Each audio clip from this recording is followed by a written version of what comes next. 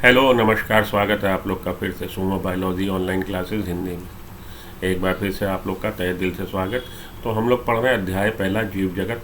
आज हम लोग का टॉपिक है जीव जगत में विविधता। आज हम लोग का टॉपिक है जीव जगत में विविधता। तो क्लास 11 का पहला अध्याय जीव जगत को हम लोगों ने चालू किया है। जीव जगत में विविधता आज पढ़ेंगे। जीव क्या है ये हम लोग पढ़ चुके हैं पहले वाले लेक्चर में। तो आज ये दूसरा लेक्चर है हम लोग का नीट 2023 के लिए प्रिपरेशन के लिए। तो बने रहिए मेरे साथ। हम लोग पूरा word by word, line by line NCERT पढ़ेंगे, उसको डिकोड करेंगे, समझेंगे, कहाँ से क्वेश्चन आते हैं आपको बताऊंगा, क्वेश्चन की प्रैक्टिस आपको कराऊंगा प्रश्न की। तो कहाँ से इम्पोर्टेंट है, कहाँ से कैसे पढ़ना है, कैसे याद रखें, क्योंकि बच्चा ज़्यादातर तो यही बड़ा परेशान होता है, सर जो पढ़ता हूँ भूल जाता हूँ। तो सारी बातों को आपको समझाऊंगा, सारी बातें आपकी प्रिपरेशन में बायोलॉजी की कराऊंगा। बने रहिए मेरे साथ। चैनल को लाइक कर दीजिए और सब्सक्राइब, वीडियो को लाइक कर दीजिए, चैनल को सब्सक्राइब कर लीजिए। हम लोग का टॉपिक जीव जगत में विविधता। ज़्यादा बात ना करते हुए हम लोग चालू करते हैं जीव जगत में विविधता, टॉपिक नंबर 2, जीव जगत अध्याय से। यदि आप अपने आसपास देखें तो आप जीवों की बहुत सी किस्में देखेंगे। यह किस्में गमले में उगले वाले पौधे हो सकते हैं, कीट हो सकते हैं, पक्षी हो सकते हैं, पालतू प्राणी हो सकते हैं, वन प्राणी व पौधे हो सकते हैं। तो आपके चारों तरफ जीवन के विविध रूप मौजूद हैं। बहुत से ऐसे जीव भी हैं जिन्हें आप आंखों से नहीं देख पाते, सूक्ष्म जीवी, लेकिन वो आपके पास हैं। तो बैक्टीरिया वगैरह हमारे आसपास डेफिनेटली हैं जिनको हम नग्न आंखों से नहीं देख पाते, माइक्रोस्कोप की सहायता से, सूक्ष्मदर्शी की सहायता से देख पाएंगे। यदि आप अपने अवलोकन के क्षेत्र को बढ़ाते हैं तो आपको विविधता की एक बहुत बड़ी श्रृंखला दिखाई पड़ेगी। तो घर से निकलते ही कुछ दूर चलते ही वाली टाइप हो गई बात। जितना आप मेजर एरिया कवर करेंगे, जितना ज़्यादा एरिया आप एक्सप्लोर करेंगे, जिन एरियाज़ में जाएंगे नए नए जगहों पे, तो आपको स्पीसीज़ अलग अलग देखने को मिलेंगी, नई नई जातियाँ देखने को मिलेंगी। तो जैसे आप अपने अवलोकन के क्षेत्र को बढ़ाते हैं, विविधता की एक बहुत बड़ी श्रृंखला दिखाई देती है। स्पष्टता, यदि आप किसी सघन वन में जाएँ तो आपको जीवों की एक बहुत बड़ी संख्या और उनकी किस्में दिखाई देंगी। बिल्कुल ठीक बात है, वन में जीवों की अलग अलग वैरायटी आपको देखने को मिलेगी। ज़्यादा प्रकार के आपको प्राणी वहाँ देखने को मिलेंगे। ठीक है। प्रत्येक प्रकार के पौधे, जंतु और जीव जो आप देखते हैं किसी एक जाति का प्रतीक है। तो अलग अलग ये तरह के पौधे, जीव, जंतु, ये सब किसका प्रतीक है? एक जाति का प्रतीक है। अब तक की ज्ञात व वर्णित स्पीशीज़ की संख्या लगभग 1.7 मिलियन से लेकर 1.8 मिलियन तक हो सकती है। ये लाइन इंपॉर्टेंट है, यहाँ से क्वेश्चन आता है। तो इस बार जो आपने क्वेश्चन पेपर 2022 का देखा होगा उसमें कथन आधारित क्वेश्चन बहुत थे। कथन आधारित मतलब 4 कथन दे देंगे, कहेंगे कि जिनमें से चुन लीजिए कौन से सही कौन से गलत, इस तरह से बना देते हैं। तो यहाँ से वो आपको दे सकते हैं कि निम्नलिखित कथनों में से सही कथन का चुनाव करें। तो उसमें एक कथन ये भी दे सकते हैं वो कि अब तक की ज्ञात व वर्णित स्पीशीज़ की संख्या लगभग 1.7 टू 1.8 मिलियन हो सकती है। ये एक कथन हो गया। और इसमें अगर चेंज कर दिया 1.4 टू 1.5 कर दिया तो गलत हो गया। अगर ऐसे ही छाप दिया उन्होंने 1.7 टू 1.8 तो सही हो गया। इसी तरह से जो भी मैं आपसे लाइन बताता हूँ कि ये लाइन इंपॉर्टेंट है, उसको आप ऐसे अंडरलाइन या हाइलाइटर से हाईलाइट कर लीजिए और उन्हीं लाइनों को आखिरी में आके हम लोग पढ़ेंगे और उन्हीं से क्वेश्चन बना के उन्हीं से पेपर आता है, उन्हीं से हम लोग को सारा हो जाएगा तैयारी। हम इसे जैविक विविधता कहते हैं, डाइवर्सिटी इन लिविंग वर्ल्ड। हम इसे जैविक जीवों में मिलने वाली विविधता कहते हैं, अर्थात पृथ्वी पर जीवों की संख्या तथा प्रकार कहते हैं। ठीक, जैविक विविधता हमें यही बता रही है कि पृथ्वी पे कितने प्रकार के जीव हैं और कितनी संख्या। हमें यह स्मरण रखना चाहिए कि जैसे जैसे हम नए और यहाँ तक कि पुराने क्षेत्रों की खोज करते हैं, हमें नए नए जीवों का पता लगता रहता है। तो जो एरिया में आप मानव जा चुका है, उन्हीं एरियाज में फिर से जाए और फिर से एक बार कोशिश करे तो हो सकता है उसको वहाँ पे कोई नई जाति प्रजाति मिल जाए। तो नए एरिया जहाँ तक आज तक हम लोग गए नहीं हैं, अगर उन क्षेत्रों में जाके हम खोज करें तो हमें नई जीवों का पता लगता रहता है। तथा पुराने क्षेत्र भी जिनको हम लोग एक्सप्लोर कर चुके हैं, स्टडी कर चुके हैं, अध्ययन कर चुके हैं, अगर उनमें फिर से हम गहन अध्ययन करें तो हमें हो सकता है कोई नई जाति, नए जीव मिल जाए। जैसा कि ऊपर बताया गया, विश्व में कई मिलियन पौधे प्राणी हैं। 1.7 टू 1.8 मिलियन डॉक्यूमेंटेड हैं जिनके आपके पास रिकॉर्ड है। हम पौधे और प्राणियों को उनके स्थानीय नाम से जानते हैं। तो कुत्ता, भेड़, बैल, बिल्ली स्थानीय नाम से हम लोग जानते हैं। ठीक है जी। यह स्थानीय नाम एक ही देश के विभिन्न स्थान के अनुसार बदलते रहते हैं। तो जैसे कि मैं इस समय कानपुर यूपी में हूँ, हम लोग यहाँ पे बनाना को केला कहते हैं, लेकिन असम के लोगों के लिए ये एक गाली है। तो हर एक जगह पे अलग एक ही वस्तु के या एक ही जीव के अलग अलग नाम हो सकते हैं। यह स्थानीय नाम एक ही देश के विभिन्न स्थान के अनुसार बदलते रहते हैं। तो मैंने अभी आपको बोला कि इंडिया में ही आपको यूपी में किसी जीव का नाम अलग है पंजाब में उसका नाम अलग हो सकता है, आसाम में अलग हो सकता है, पौंडीचेरी में अलग हो सकता है। तो ये अलग अलग नाम स्थानीय नाम होते हैं। यदि हमने कोई ऐसी विधि नहीं निकाली जिसके द्वारा हम जीव के विषय में चर्चा कर सकें तो शायद इससे भ्रमकारी स्थिति पैदा हो सकती है। तो ज़रूरत क्या है? ज़रूरत इस बात की है कि हम कोई ऐसी पद्धति बनाएं जिसमें जीव का जो नाम हो वो ऑल ओवर द वर्ल्ड, पूरे संसार में वो उसी नाम से जाना जाए, वरना रायता फैल जाएगा, मतलब भ्रमकारी स्थिति पैदा होगी। हम कानपुर में बैठे मानिए शेर की बात कर रहे हैं और चाइना में शेर को शेर ना कह के कुछ और कह रहा हूँ। तो अगर मैं चाइना में बैठे अपने दोस्त से कह रहा हूँ कि I have seen a lion today in the zoo, अगर मैंने लॉयन को देखा है जू में, तो हो सकता है उसका मतलब ना समझ पाए कि ये शेर किसकी बात कर रहा। तो ज़रूरत क्या है? ज़रूरत है एक ऐसी नामकरण पद्धति को बनाने की जिससे कि पूरे संसार में जीव उसी नाम से जाना जाए। प्रत्येक जीव का एक मानक नाम होता है, ठीक है, एक मानक नाम, स्टैंडर्डाइज नेम होगा, एक बायोलॉजिकल नेम होगा जिससे वो उसी नाम से पूरे विश्व में जाना जाएगा। इस पद्धति को नाम पद्धति कहते हैं, इस प्रक्रिया को नाम पद्धति, नॉमेनक्लेचर कहते हैं, नाम पद्धति कहते हैं। तो घर में जब बच्चा पैदा होता है नामकरण होता है, तो नाम पद्धति, नाम रखा जाएगा जिससे वो ऑल ओवर द वर्ल्ड उसी नाम से जाना जाए। स्पष्टता नाम पद्धति तभी संभव है जब जीवों का वर्णन सही हो और हम ये जानते हो कि ये नाम किस जीव का है। तो नाम पद्धति के लिए सबसे पहले तो आप जीवों की सही पहचान हो, उसका वर्णन सही हो, तो उसके कैरेक्टर के आधार पे आप नाम रखेंगे। तो जीवों का वर्णन सबसे पहले सही होना चाहिए, ठीक है। नाम पद्धति की ज़रूरत क्यों है? कि आप किसी से बात कर रहे हो अपने दोस्त से या किसी अपने ही देश में, किसी दूसरी जगह, किसी दूसरे प्रदेश में बात कर रहे हो, तो ये बात क्लियर हो जाए कि हम किसकी बात कर रहे हैं। नाम पद्धति की ज़रूरत है। नाम पद्धति, नाम रखने के लिए हमें क्या ज़रूरत है? जीवों के चरित्र का सही अध्ययन, मतलब वर्णन सही हो, जीवों के बारे में आपकी जानकारी सही हो, वर्णन सही हो, तब हम जानेंगे कि ये नाम किस जीव का है। इसे पहचानना कहते हैं और इसी को हम लोग आइडेंटिफिकेशन, पहचानना। आप पहचान जाओगे ना, तो धरती पर चाहे जहाँ भी रहेगी तुझे तेरी, तो ये वही बात हो गई। पहचानना कैसे पहचान जाओगे? यहाँ पे आप कैरेक्टर से पहचान जाओगे। जीव को पहचान गए कैसे? उसके वर्णन से, अध्ययन से। उसके बाद आपने उसका नामकरण कर दिया, तो आइडेंटिफिकेशन है नॉमेनक्लेचर, ठीक है जी। तो हम ये जानते हो कि यह नाम किस जीव का है, इसे पहचानना कहते हैं। अध्ययन को सरल करने के लिए अनेक वैज्ञानिकों ने प्रत्येक जीव को वैज्ञानिक नाम देने की प्रक्रिया बनाई है। तो जीवों के अध्ययन को आसान बनाने के लिए वैज्ञानिकों ने क्या किया कि जितने भी हमें ज्ञात जीव हैं उनका एक वैज्ञानिक नाम हो। इस प्रक्रिया को विश्व में सभी जीव वैज्ञानिकों ने स्वीकार किया। तो ये जो बनाया गया प्रोसीजर, जो प्रक्रिया डेवलप करी गई, इसको विश्व में सभी बायोलॉजिस्ट ने उसको स्वीकार कर लिया। पौधे के लिए वैज्ञानिक नाम का आधार सर्वनाम, नियम तथा कसौटी है। पौधों के लिए वैज्ञानिक नाम एक सर्वमान जो सबको मान्य हो, नियम और पैरामीटर, भाई एक मापदंड तय करेंगे। जैसे आप लोग क्रिकेट खेलते हैं तो बोल्ड आउट है या कैच आउट है, तो उसके लिए रूल्स एंड रेगुलेशन तैयार है ना। इसीलिए पौधों का नामकरण करने के लिए कोई हम वैज्ञानिक पद्धति बना रहे हैं, नाम देने की पद्धति, तो उसके लिए सर्टेन पैरामीटर है, मापदंड है कि किन आधार पे हम वो नाम देंगे या किन गाइडलाइन के अनुसार हम वो नाम देंगे। तो सर्वमान व नियम व कसौटी हैं जिनको international code of botanical nomenclature में दिया है। वो सर्वनाम, जो कसौटी, जो नियम है, वो आपको कैसे पता लगेंगे? वो आपको international code of botanical nomenclature में पता लग जाएंगे। तो international code of botanical nomenclature में नियम, पद्धति, नाम देने की पद्धति के नियम और कसौटी सब दी गई हैं। उसी के आधार पर पादपों का नामकरण किया जाएगा। आप पूछ सकते हैं कि प्राणियों का नामकरण कैसे किया जाता है? ये तो बात हो गई पादपों की। तो जीवों के लिए तो प्राणी वर्गीयविदों ने, मतलब एनिमल टेक्सोनॉमिस्ट ने, जो एनिमल की टेक्सोनॉमी करेंगे, international code of zoological nomenclature बनाया। तो international code of zoological nomenclature and international code of botanical nomenclature, ICZN ये गाइडलाइन देता है जीवों के, जंतुओं के नामकरण के लिए, और ये गाइडलाइन देता है पादपों के नामकरण के लिए कि इनकी बताए गए नियम, कानून, शर्तों के हिसाब से नामकरण किया जाएगा। वैज्ञानिक नाम की यह गारंटी है कि प्रत्येक जीव का एक ही नाम हो। तो वैज्ञानिक नाम देने से इस बात की आपको एश्योरिटी, गारंटी मिलती है कि ऑल ओवर द वर्ल्ड वो उसी नाम से जाना जाएगा। किसी भी जीव के वर्णन से विश्व में किसी भी भाग में लोग उसको एक ही नाम से पहचान लेंगे। जब जीव का वर्णन किया जाएगा, वर्णन ही करने की पहचाना, वर्णन किया तो पहचाना, पहचाना तो आप समझ गए कि इसका क्या नाम है।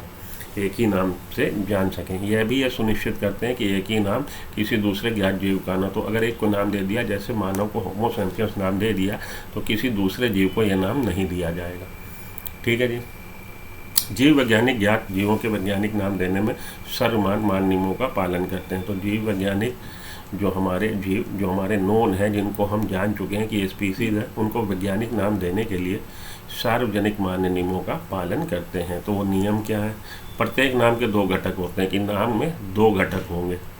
जैसे शास्त्री नगर, नाम में 2 घटक होंगे। शास्त्री नगर 2 घटक। अब ये नाम है 2 घटक है, होमो सैपियंस जैसे, तो ये नाम 2 घटक में पहला नाम वंश नाम तथा दूसरा नाम जाति संकेत पद। पहला नाम बता रहा है जीनस, दूसरा नाम बता रहा है स्पेसिफिक एपिथेट। पहला नाम बता रहा वंश नाम तथा दूसरा नाम जाति संकेत पद बता रहा। इस प्रणाली को जिसमें दो नाम के 2 घटक होते हैं, इसको द्विपद नाम पद्धति कहते हैं। बाइनोमियल नोमेनक्लेचर द्विपद नाम पद्धति कहते हैं। तो द्विपद नाम पद्धति के अनुसार प्राणियों को जो नाम दिया जा रहा है उसके कितने घटक हैं? 2 घटक हैं। ठीक है, समझो बात। और इन दोनों घटकों में पहला घटक किसको बता रहा? पहला घटक वंश के नाम को बता रहा, वंश नाम बता रहा, और दूसरा घटक किसको बता रहा? दूसरा घटक जाति संकेत बता रहा, जाति संकेत पद को बता रहा। ठीक है जी। द्विनाम पद्धति में एक ही नाम में 2 घटक में पहला घटक वंश नाम, दूसरा घटक जाति संकेत पद्धति को बता रहा। इसका उपयोग सारे विश्व के जीव वैज्ञानिक करते हैं। तो ऑल ओवर द वर्ल्ड सभी बायोलॉजिस्ट इसी को फॉलो करते हैं। 2 शब्दों वाली नामकरण प्रणाली बहुत सुविधाजनक है। तो ये अच्छी तरह से सुविधाजनक पद्धति है। आओ आपको आम के नाम के उदाहरण के द्वारा वैज्ञानिक नाम देने की विधि को समझाएं। चलिए एक एग्जाम्पल द्वारा समझाएं। आम का वैज्ञानिक नाम मैंजीफेरा इंडिका है। आम का वैज्ञानिक नाम मैंजीफेरा इंडिका है। ठीक है जी। तब आप देख सकते हैं कि यह नाम कैसे द्विपद है। अब ये द्विपद पद्धति से कैसे ये नाम है? इस नाम में मैंजीफेरा वंश नाम है, तो पहला घटक जो था वो वंश नाम था, जबकि इंडिका एक विशिष्ट स्पीसीज अथवा जाति संकेत पद है। तो पहला घटक क्या होता है? वंश नाम होता है, और दूसरा घटक क्या होता है? स्पेसिफिक एपिथेट या जाति संकेत पद होता है। बायोलॉजिकल नेम में वैज्ञानिक नाम देने वाली पद्धति में कोई भी वैज्ञानिक नाम में 2 घटक हैं, द्विनाम पद्धति कहलाता है। पहला घटक वंश नाम को बता रहा है, दूसरा घटक जाति संकेत पद को बता रहा। नाम पद्धति के अन्य सार्वजनिक नियम निम्नलिखित है। तो जो इसके नियम है वो समझ लीजिए। जैविक नाम, वैज्ञानिक नेम जो हैं जैविक नाम, प्रायः लैटिन भाषा में होते हैं। लैटिन भाषा में क्यों होते हैं? क्योंकि ये भाषा मृत भाषा मतलब इसमें अब कोई भी चेंज नहीं होगा। तो ये बात ध्यान में रखिएगा, लिख लीजिएगा अपनी NCERT में किनारे। ये पहले एक बार FMC में क्वेश्चन आ चुका है कि लैटिन भाषा क्यों इस्तेमाल करी गई। लैटिन भाषा इसलिए इस्तेमाल करी गई क्योंकि ये मृत भाषा है, डेड लैंग्वेज है, डेड। इसमें फर्दर कोई चेंज अमेंडमेंट नहीं हो रहा। तो लैटिन भाषा में होते हैं और तिरछे अक्षरों में लिखे होते हैं। आप देखेंगे कि तिरछे मैंजीफेरा इंडिका देखिए तिरछे अक्षरों में प्रिंटेड है, तिरछे अक्षरों में लिखा रहता है। इनका उद्भव चाहे कहीं से भी हुआ हो, भले ये हिंदी से निकले हो, भले ये इंग्लिश से निकले हो, इन्हें लैटिनीकरण कर देंगे, क्योंकि लैटिन भाषा में देना है तो हिंदी के वर्ड का लैटिनीकरण कर दिया जाएगा, अथवा उसे लैटिन भाषा का व्युत्पन्न डेरिवेटिव ऑफ लैटिन लैंग्वेज समझा जाएगा। तो लैटिन लैंग्वेज से डिराइव, लैटिन लैंग्वेज से उत्पन्न माना जाएगा। जैविक भाषा में पहला शब्द वंश नाम का, पहला घटक वंश नाम का, जबकि दूसरा घटक जाति संकेत पद है।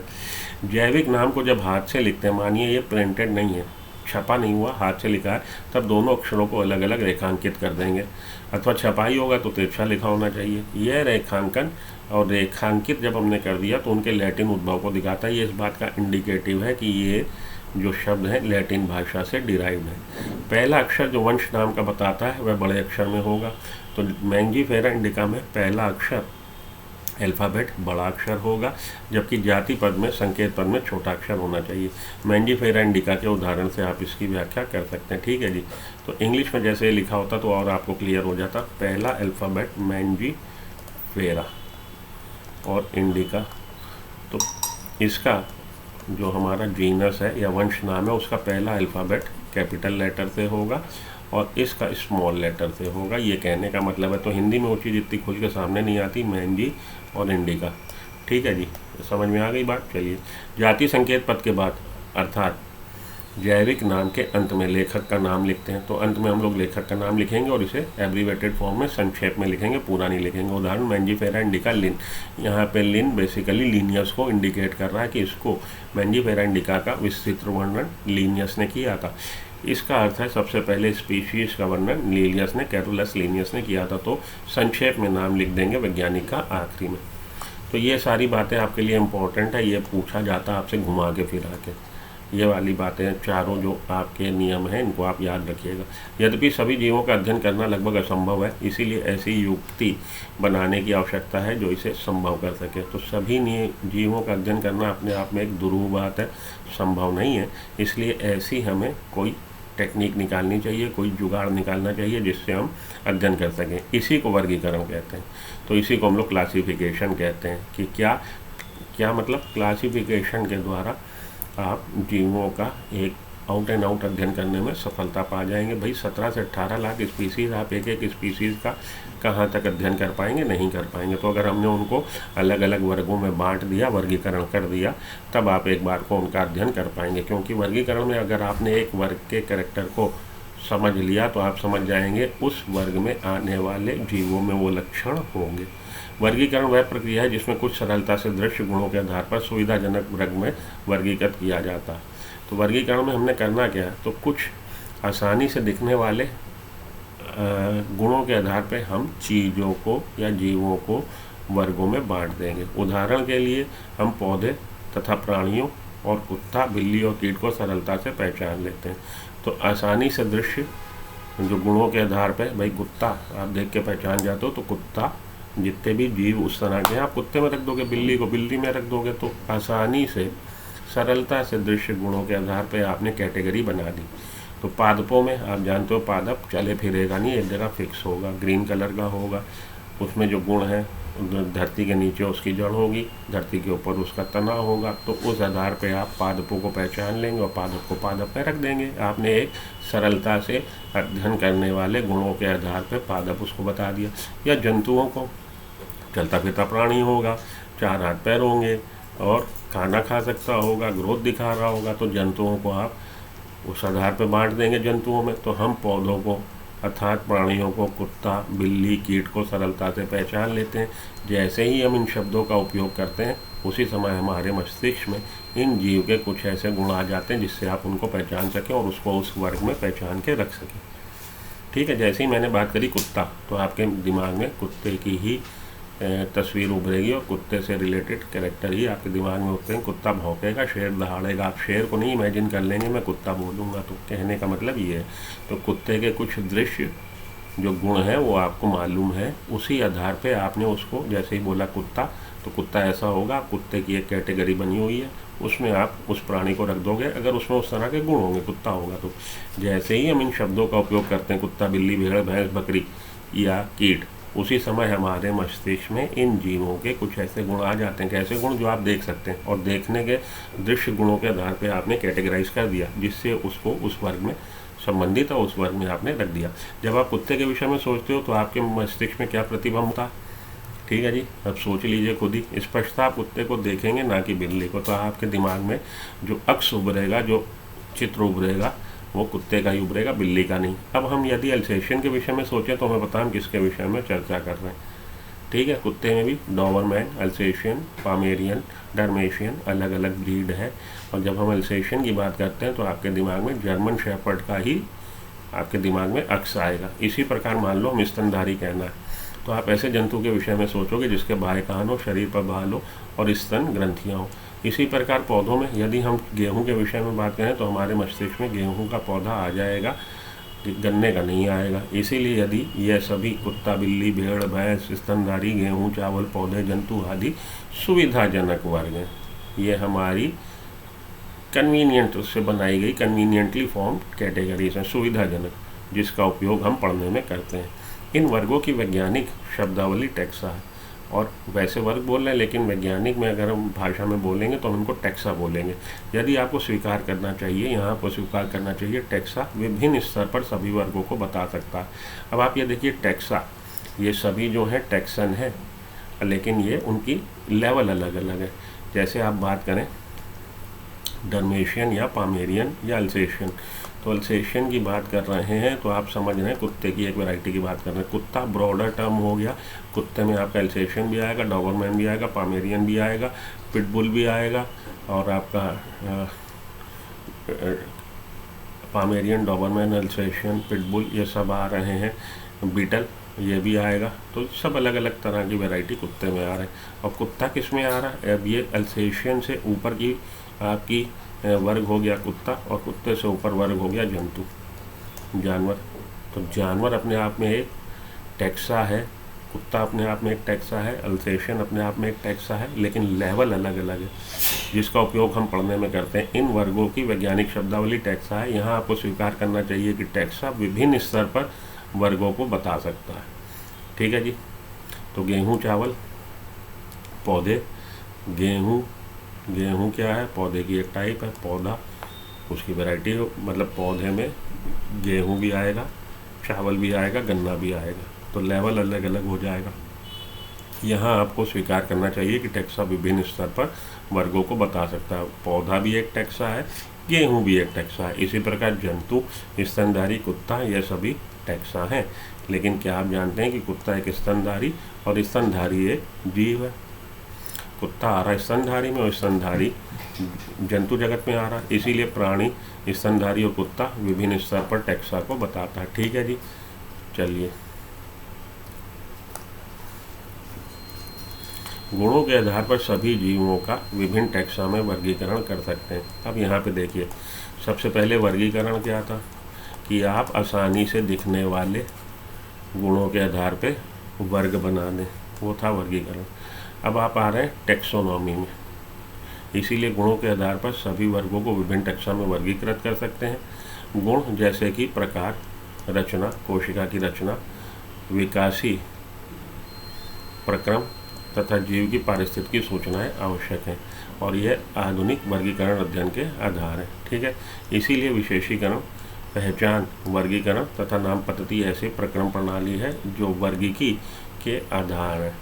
तो वर्गीकरण आपने कर दिया। वर्गीकरण ये जो हमारा सबसे पहले आपने क्या किया था, हम लोगों ने कर दिया था क्लासिफिकेशन। क्लासिफिकेशन मीन्स हम लोगों ने बांट दिया था अलग अलग वर्गीकरण, क्लासिफाइड कर दिया था। क्लासिफाइड वर्गीकरण के बाद अब हम लोग आ रहे हैं वर्गीकी, वर्गीकरण और वर्गीकी, टैक्सोनॉमी। इसीलिए विशेषीकरण, पहचान, वर्गीकरण तथा नाम पद्धति आदि ऐसे प्रक्रम प्रणाली है जो वर्गीकी के आधार हैं। देखिए, वर्गीकरण में आपने वर्गीकरण जो किया था अलग अलग पदों में या अलग अलग ग्रुप में वर्ग में किया था। वो वर्ग ऐसे थे जो आपने अपनी कन्वीनियंट, अपनी सहूलियत से बना लिए। ठीक है। अब ये वर्गीकी क्या है? वर्गीकरण और वर्गीकी में फ़र्क है। वर्गीकी में हम, इसमें वर्गीकरण में आप किसी भी चीज़ का वर्गीकरण कर सकते हैं, किसी भी चीज़ को आप अलग अलग वर्ग में रख सकते हैं। वर्गीकी जीवित जीवों का वर्गीकरण है। इसमें जब हम वर्गीकरण करते हैं जीवित जीवों का, तो ना केवल वर्गीकरण करते हैं, उसके अलावा हम फाइलोजेनी को भी ध्यान देते हैं। ठीक है जी। फाइलोजेनी का मतलब जैविक विकास में, जब जैविक विकास हो रहा है, विकासी प्रक्रम को भी हम ध्यान देंगे। तो वर्गीकरण फिर से समझ लो, वर्गीकरण अलॉन्ग विद विकासी प्रक्रम, फाइलोजेनेटिक रिलेशनशिप को, इवोल्यूशन को भी हम लोग ध्यान में देंगे। और जीवित जीवों को अलग अलग उनके गुणों के आधार पे अलग अलग पद पे जब हम वर्गीकरण करते हैं तो उसको हम वर्गीकी कहते हैं। समझ में आई बात? नहीं आई ना? फिर से समझो, वर्गीकरण क्या है? वर्गीकरण है बाहर से दिखने वाले गुणों के आधार पे आप सहूलियत से किसी भी चीज़ को अलग अलग वर्ग में बांट दें। और जब आप जीवित जीवों का वर्गीकरण इस तरह से करते हैं, ध्यान देते हुए किस बात का? उनके विकासी प्रक्रम का, तो अलग उनको गुणों के आधार पे अलग अलग लेवल के टैक्सा पे बांटते हैं। अभी हम लोगों ने बोला टैक्सा अलग है, तब इसको हम वर्गीकी कहते हैं। तो वर्गीकी असल में वर्गीकरण है जीवित जीवों का। अब समझ में आई बात? वर्गीकी वर्गीकरण है जीवित जीवों का उनके गुणों के आधार पे अलग अलग लेवल के टैक्सा में, जिसमें हम लोग वर्गीकरण करने के अलावा विकासी प्रक्रम को भी ध्यान देते हैं। इसीलिए वर्गीकी के क्या आधार है? विशेषीकरण, कैरेक्टराइजेशन, आइडेंटिफिकेशन, क्लासिफिकेशन, नॉमेनक्लेचर। सबसे पहले आपने उसके कैरेक्टर के आधार पे समझ लिया, उसके कैरेक्टर जाने, कैरेक्टराइजेशन किया, विशेषीकरण किया कि इसके ये गुण है, विशेष गुण है। उन विशेष गुणों के आधार पे आपने उसको पहचान लिया। पहचानने के बाद आपने उसको क्लासीफाई कर दिया, वर्गीकरण कर दिया। वर्गीकरण करने के बाद आपने उसका नामकरण कर दिया। विशेषीकरण, पहचान, वर्गीकरण और नाम पद्धति, यह प्रक्रम है जो वर्गीकी के आधार है। क्लियर हो गई बात? तो वर्गीकरण और वर्गीकी में फ़र्क क्या है फिर से समझो बेटा। वर्गीकरण करते हैं हम लोग, किसी भी चीज़ को वर्गीकरण कर सकते हैं, वर्गों में बांट सकते हैं, कुछ आसानी से अपनी सहूलियत के हिसाब से बनाए गए वर्गों को, और जिसको हम बांट रहे हैं इन वर्गों में आसानी से दिखने वाले गुणों के आधार पर। लेकिन जब हम जीवित जीवों का वर्गीकरण करते हैं तो हम साथ में उनके विकासी प्रक्रम को भी ध्यान दें, तब हम कहेंगे कि हमने वर्गीकी करी। वर्गीकीकरण नहीं, वर्गीकी करी, टेक्सोनॉमी बोलेंगे हम उसको। ठीक, वर्गीकी कोई नई बात नहीं है। मानव सदैव विभिन्न प्रकार के जीवों के विषय में अधिकाधिक जानने का प्रयत्न करता रहा। तो मानव की इच्छा रही है, हमारी ये क्यूरोसिटी रही है, हमारी इच्छा रही है कि हम जीवों के बारे में अधिक से अधिक जानें, विशेष रूप से उनके विषय में जो उनके लिए अधिक उपयोगी थे। विशेष रूप से मानव जानना चाहता था उन विषयों के बारे में जिनसे वो फ़ायदा उठा सके, जो उसके लिए उपयोगी हों। आदि मानव को अपनी मूलभूत आवश्यकताएँ, तो मूलभूत आवश्यकताएँ क्या है? रोटी, कपड़ा और मकान। जीने के हैं 3 निशान, रोटी, कपड़ा और मकान। तो आदि मानव को भी आवश्यकता क्या थी? भोजन की, कपड़े की तथा आश्रय, मकान। भाई कहाँ रहेगा के लिए नए नए स्रोत खोलने पड़ते थे। तो उसने जीवों को, ऐसे जीवों को ढूंढा जो उनके नीड को पूरी कर सके, हमारी आवश्यकताएं पूरी कर सके, भोजन के रूप में जिसका हम इस्तेमाल कर सकें, जिसकी खाल को हम पहन सकें, और जिसके साथ हम कहिए कि भैया उससे किसी न किसी तरह से उसके हैबिटेट में हम एडजस्ट हो सकें, रह सकें। इसीलिए विभिन्न जीवों के वर्गीकरण का आधार उपयोग पर आधारित था। इसलिए शुरू में जो वर्गीकरण किया गया जीवों का, वो उनके उपयोग पर आधारित था। ठीक है जी, आगे चलता हूँ। काफ़ी समय से मानव विभिन्न प्रकार के जीवों के विषय में जानने और उनकी विविधता सहित उनके संबंध में रुचि लेता रहा। पुराने समय से ही आदमी को रुचि रहती है, आदमी वैसे ही उंगल करने में आगे रहता है। भाई जीवों को जानो और उनकी विविधता के बारे में जानो, उनके संबंध में रुचि लेता रहता है। अध्ययन की इस शाखा को वर्गीकरण पद्धति कहते हैं। तो अध्ययन की इस शाखा को हम लोग वर्गीकरण पद्धति, सिस्टेमेटिक्स कहते हैं। सिस्टेमेटिक्स शब्द लैटिन टर्म सिस्टमा से आया है। ठीक है जी, जिसका अर्थ है जीवों की नियमित व्यवस्था। सिस्टेमेटिक एक चीज़ अच्छी तरह से एक सुव्यवस्थित हो। तो सिस्टमा शब्द का मतलब नियमित व्यवस्था, उसकी जीवों की एक व्यवस्था, कायदे से व्यवस्था। लीनियस ने अपने पब्लिकेशन का टाइटल सिस्टमा नेचुरे चुना। ये पूछा जाता आपसे, ये इम्पोर्टेंट है कि लीनियस ने अपने पब्लिकेशन का क्या चुना था टाइटल, उसका शीर्षक क्या चुना था? सिस्टमा नेचुरे। वर्गीकरण पद्धति में पहचान, नाम पद्धति तथा वर्गीकरण को शामिल करके इसके क्षेत्र को बढ़ा दिया गया। तो पहचान, नाम पद्धति और वर्गीकरण, ये वर्गीकरण के क्षेत्र में सम्मिलित किए गए। पहचान, नाम पद्धति तथा वर्गीकरण, ये वर्गीकरण के क्षेत्र में सम्मिलित किए गए। वर्गीकरण पद्धति में जीवों के विकासी संबंध का भी ध्यान रखा गया। ठीक है, वर्गीकरण पद्धति में जीवों के विकासी इवोल्यूशनरी रिलेशनशिप को भी ध्यान में रखा गया। ठीक है जी, ये हो गया आपका टॉपिक नंबर 2। ओके, तो आपने जान लिया अब वर्गीकरण, वर्गीकी में क्या फ़र्क है, और आखिरी में आके वर्गीकरण पद्धति, सिस्टेमेटिक्स किसे कहते हैं, ये भी आपने जान लिया। वर्गीकरण जब चीज़ों को आप बांटते हैं अलग अलग वर्गों में, उनके आसानी से दिखने वाले लक्षणों के आधार पर, और जो वर्ग बने हैं आपने अपनी सहूलियत से बनाए। वर्गीकी में आप बांटते हो जीवित जीवों को अलग अलग लेवल पे, अलग अलग टैक्सन पे, और ये हमारी सहूलियत से नहीं है, ये डिसाइडेड है। ये टैक्सन जो है प्री डिसाइडेड है। यहाँ पे हम अपनी इच्छा से नहीं कुत्ता भैंस बिल्ली बना देंगे। यहाँ पे ये जो 7 इसेंशियल टैक्सन है वो हम लोग आगे पढ़ेंगे, 7 इसेंशियल कैटेगरीज। वो कैटेगरीज 7 डिसाइडेड है, हमें उसी में रखना है, अपनी इच्छा से हम सहूलियत से नहीं बनाएंगे। ठीक है, तो ये कहलाएगी वर्गी, जब जीवित जीवों को आप बांटेंगे। और जब वर्गीकी आप करेंगे, जीवित जीवों को बांटेंगे और साथ में आप उनके किसको ध्यान में रखेंगे? जीवों के विकासी संबंध को। जब जीवित जीवों को आप अलग अलग टेक्सन में उनके गुणों के आधार पर बांटेंगे और साथ के साथ उनके इवोल्यूशनरी रिलेशनशिप को, जीवों के विकासी संबंध को भी ध्यान में रखेंगे कि ये जो शेर है ये तेंदुए के चाचे का लड़का है, तो जीवों के विकासी संबंध का भी जब आप ध्यान में रखेंगे तब हम उसको बोलेंगे वर्गीकरण पद्धति, Systematix.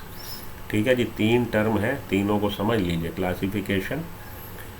Classification, taxonomy and systematics. Okay, classification मतलब वर्गीकरण, आप चीज़ों को, किसी भी चीज़ को अलग अलग वर्ग में बांट सकते हैं उनके कुछ आसानी से दिखने वाले लक्षणों के आधार पे और अपनी सहूलियत के हिसाब से बनाए गए वर्ग के हिसाब से, वो होगा आपका वर्गीकरण। वर्गीकी क्या है? जब आप जीवित जीवों को बांटते हैं अलग अलग वर्गों में, अलग अलग लेवल के वर्गों में, और ये पहले से डिसाइडेड है, आपकी सहूलियत से नहीं आपने सोच ली है, वो पहले से डिसाइडेड है। वो 7 आगे हम लोग देखेंगे, 7 इसेंशियल टेक्सोनॉमी आगे आएगी, species, genus, family, order, class, phylum और हमारा किंगडम, तब वो कहलाएगी वर्गीकी। और जब वर्गीकी में आप साथ में छौंका लगा देंगे किसका?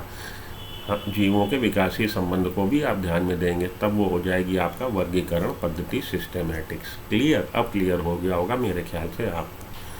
तो इस वाले आपके जो सेक्शन है, इस सेक्शन में आपका बाइनोमियल नोमेनक्लेचर, द्वि नाम पद्धति, इसको आप अच्छे से समझ लीजिए। किसने दिया? कैरोलस लिनियस में। द्वि नाम पद्धति में पहला नाम एक ही साइंटिफिक नेम, किसी भी जीव का एक वैज्ञानिक नाम होगा, नियम कानून शर्तें तय हैं। ICBN, international code for botanical nomenclature, वो आपको नियम कानून शर्तें बताता है पादप के लिए। International code for zoological nomenclature, वो आपको नियम कानून शर्तें बताता है जंतु जगत के लिए, जंतु के क्लासीफाई कर नामकरण करने के लिए। नामकरण की पद्धति में, द्वि नाम पद्धति में, ये 2 घटक का बना। पहला घटक आपको वंश नाम बता रहा, दूसरा जाति संकेत नाम बता रहा। ये लैटिनाइज्ड है, लैटिन भाषा से लिए गए, और अगर लैटिन से नहीं लिए गए, हिंदी का टर्म है तो उसको लैटिनाइज कर दिया जाएगा, तो लैटिन से व्युत्क्रम, डेरिवेटिव ऑफ लैटिन होगा।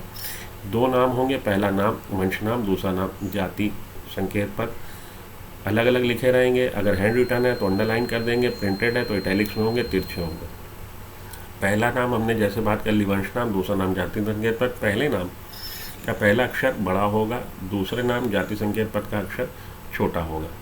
ठीक है जी, ये सारी बातें। और आखिरी में आके इसमें कैरोलस लिनियस ने जैसे मैंजिफेरा इंडिका को डिस्क्राइब किया था, तो आखिरी में आके आप वैज्ञानिक का नाम लिख देंगे, लेकिन छोटा लिखेंगे, पूरा बड़ा नाम नहीं लिखेंगे, लिनियस नहीं लिखेंगे, लिन लिख देंगे केवल। ठीक है जी, तो अगर ये सारी बातें देखिए फिर से एक बार, लैटिन भाषा से डिराइव्ड है, लैटिन से लेंगे। पहला नाम वंश नाम, दूसरा नाम जाति संकेत पद। अगर हाथ से लिखा है तो आप उसको अंडरलाइन कर देंगे, छपा है तो प्रिंटेड होगा। पहला अक्षर वंश नाम को बताएगा, दूसरा अक्षर जाति संकेत नाम को बताएगा। पहला अक्षर का पहला अक्षर मतलब मैंजिफेरा का वंश नाम का पहला अल्फ़ाबेट बड़ा होगा, इसका छोटा होगा। ये बातें याद रख लीजिएगा, यहाँ से क्वेश्चन आपका आता है बाइनोमियल नोमेनक्लेचर से। उसके बाद टेक्सन, अलग अलग लेवल के वर्ग हैं, ये बात याद रख लीजिएगा। तो कुत्ता, गाय, भैंस, भेड़, बिक्री सब टेक्सन है, ये बात याद रख लीजिएगा। उसके बाद बांटा कैसे गया? गुणों के आधार पर हमने जीवों को बांट दिया। तो शुरू में तो आपने आसानी से दृश्य, उसके बाद अब हम लोग जो आज की तारीख में कर रहे हैं, हम लोग हर तरह के प्रकार, किस प्रकार का है, रचना, कोशिका की रचना, विकासी प्रक्रम, जीव की पारिस्थितिकी सूचनाएं, इन सबको ध्यान में रखते हुए वर्गीकी कर देंगे, टेक्सोनॉमी कर देंगे, अलग अलग लेवल के टेक्सन में रख देंगे, वो टेक्सोनॉमी हो गई। और जब हम उनके विकास के क्रम को भी ध्यान में रखेंगे तो वो हो जाएगा हमारा सिस्टेमैटिक्स। ठीक है जी, तो वर्गीकी और सिस्टेमैटिक्स। सिस्टेमैटिक्स टर्म सिस्टमा से आए, सिस्टेमैटिक टर्म्स जो है ये लैटिन शब्द सिस्टमा से आया, जिसका मतलब है नियमित व्यवस्था। तो इसमें जीवों के विकासी संबंध को जब हम टेक्सोनॉमी में साथ में छौंका लगा दें तो हो जाएगा सिस्टेमैटिक अरेंजमेंट, सिस्टेमैटिक्स पद्धति, वर्गीकरण पद्धति सिस्टेमैटिक्स हो जाएगा। इतना आप लोग के लिए इस वाले के पोर्शन से जानना आवश्यक था, हो गई बात। अब हम लोग अगले लेक्चर में थर्ड इसके टॉपिक को पढ़ेंगे। थर्ड टॉपिक है वर्गीकी संवर्ग, टेक्सोनॉमिक कैटेगरीज, और उसके बाद टेक्सोनॉमिकल एड और आपका चैप्टर कंप्लीट। क्वेश्चन आपको लगवा दूंगा। अगर आपको लेक्चर पसंद आया लाइक कर दीजिए, चैनल को सब्सक्राइब कर लीजिए, बने रहिए मेरे साथ सुमो बायोलॉजी के साथ अपनी नीट की प्रिपरेशन के लिए। मिलता हूँ ब्रेक के बाद, तब तक आपको good luck, goodbye, thank you.